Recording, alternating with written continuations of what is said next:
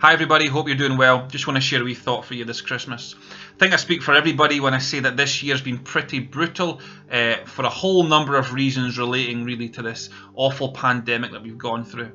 Since March, we've been trying to do all that we can to get through this. We've dealt with all the restrictions and the isolation and the social distancing that's been placed upon us. We've missed out on all the fun stuff that we do for the most part in life, seeing friends and family, leaving our specific area where we live, and a whole load of other things. We've done what needed to be done in the hope that we could kick this virus into touch. We've gone through all the restrictions and it's been tough and it's been stressful, but we've done so in the hope that we could get through this. But it's been clear for some time that what we've really needed to get through this is a vaccine. That's really been our saviour for 2020, the hope that a vaccine would come along and maybe life could get back to normal. And it was wonderful just a couple of weeks ago when news came through about a few different vaccines that had been approved, and it just gave us all a sense of hope that maybe we'd get through this. And just this morning, on the day that I'm recording this here, there was news of this old lady, the first person in the UK to receive the vaccine. And you see her getting the jab in her arm and everybody clapping, and it was kind of weird. But it just showed everybody that maybe this is all coming to an end. Maybe there's a light at the end of the tunnel now that our wonderful vaccine is here.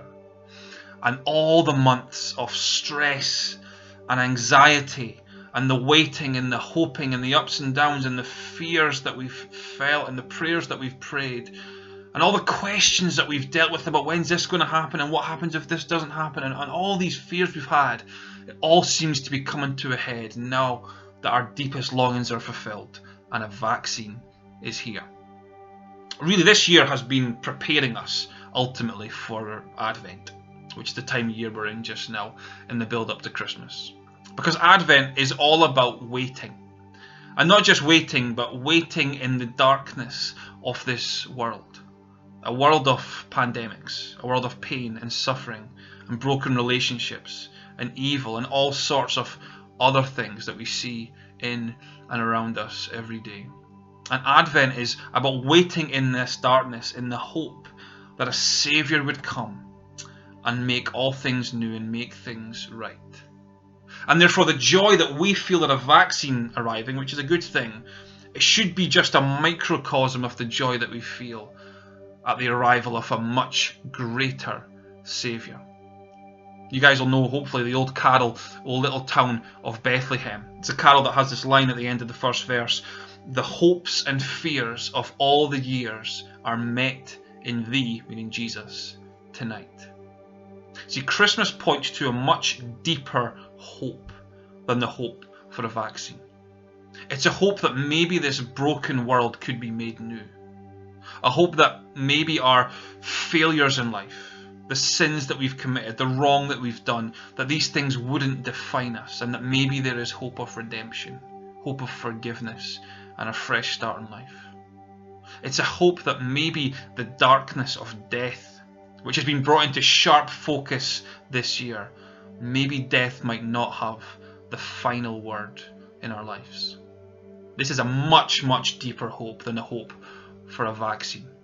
And ultimately, this is a hope that can be fulfilled in a much greater Saviour. In the Bible, in the book of Isaiah chapter 9, we read a verse that says, the people walking in darkness have seen a great light.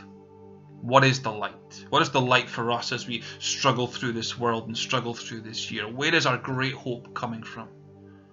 And Isaiah tells us that the hope is a child that was born. The child that was born in the manger at Christmas time.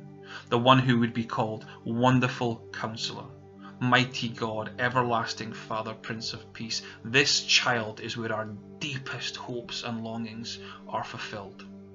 Because there is nothing and no one in this world that can bring you lasting joy and true everlasting life to a weary and broken and fearful and anxious soul. Nothing can bring this joy to a soul like that than the Saviour Jesus Christ, the King of Kings and Lord of Lords. I hope this year, this Christmas, your soul can find its true rest in Him this year. God bless you, and I'll see you soon.